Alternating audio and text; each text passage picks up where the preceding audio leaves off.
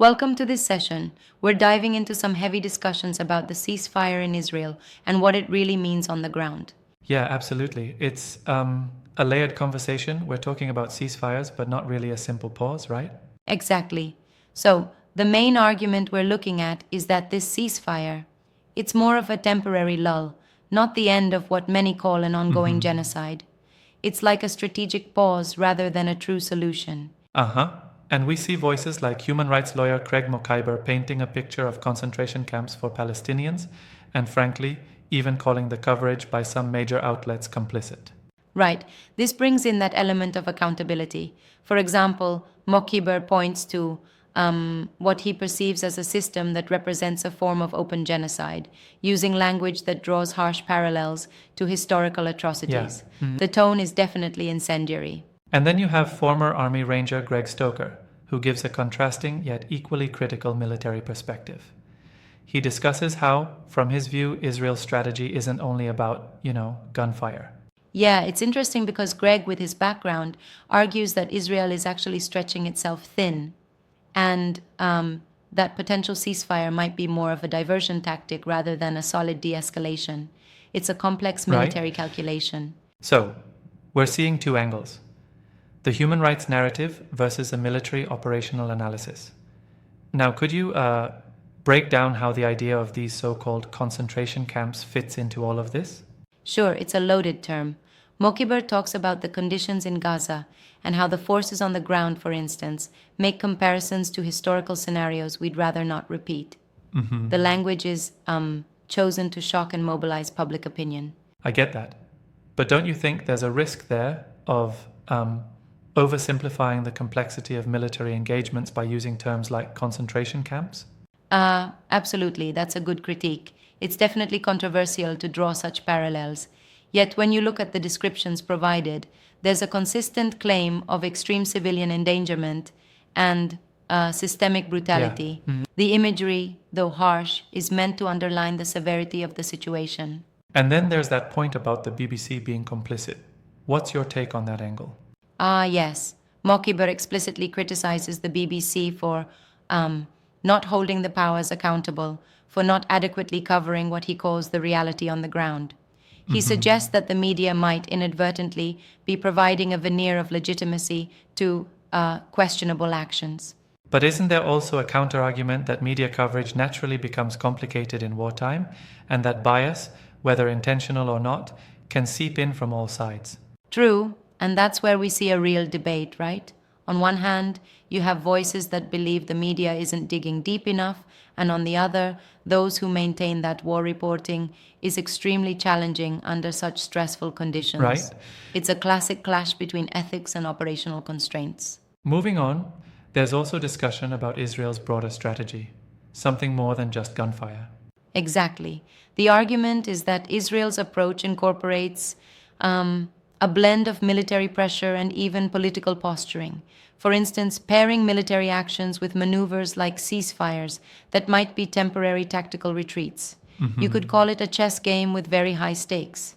And within that chess game, we see on one side the alleged actions by US authorities and commentators linking US policies to historical memories of the Holocaust. That's a really intense narrative too. Yeah, that was another striking point. The idea that the US might be engaging in its own form of systemic injustice, whether it's through policies like those surrounding detention centers or other controversial measures. It adds a transatlantic dimension to the debate. Speaking of transatlantic, there's also that fascinating, albeit eyebrow-raising mention of Netanyahu and Trump working together creatively, even to the point of nominating each other for the Nobel Peace Prize. Yeah, that's one of the more surreal moments in this dialogue. It almost sounds like a theatrical performance where political figures are engaged in a dramatic reimagining of alliances.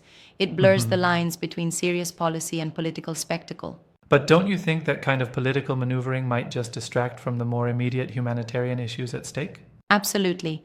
And that's actually a point I tend to agree with.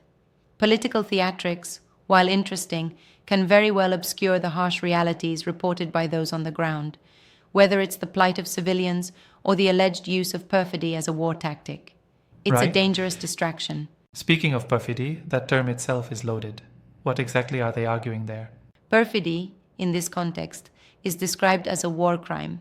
Basically, it's about pretending not to be the cause of harm while orchestrating actions that, in effect, lead to massive casualties.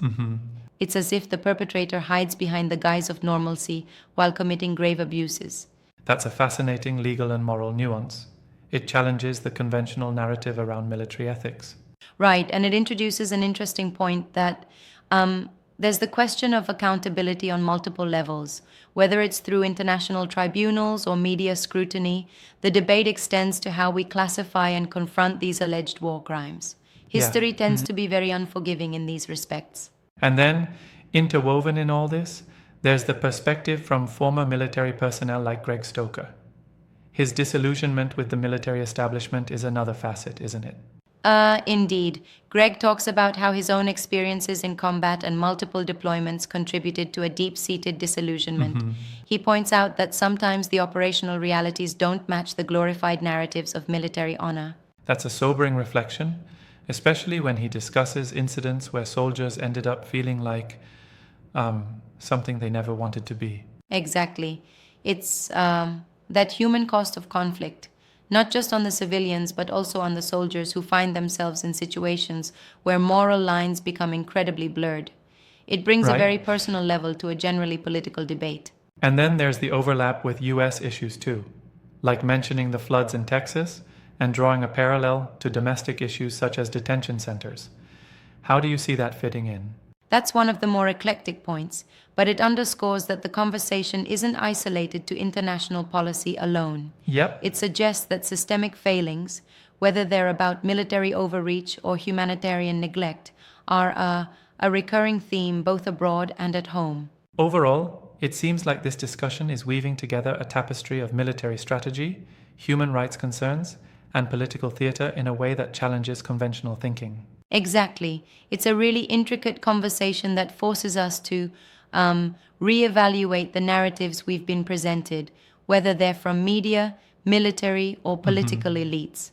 And if nothing else, it compels us to ask, what does a true ceasefire even mean if the underlying issues remain unresolved? For sure, and it's that lingering question that keeps the debate so alive and pressing. Absolutely. And that's the real takeaway. The importance of holding every aspect of this conflict under scrutiny, be it the language used, the strategies deployed, or the human cost at every turn. Yep. It's as critical as ever to challenge each narrative, no matter how polished it appears. Well said. Thanks for this deep dive. It really highlights how multifaceted these issues are. Anytime. The more we engage with these tough questions, the better equipped we are to understand what's really at stake.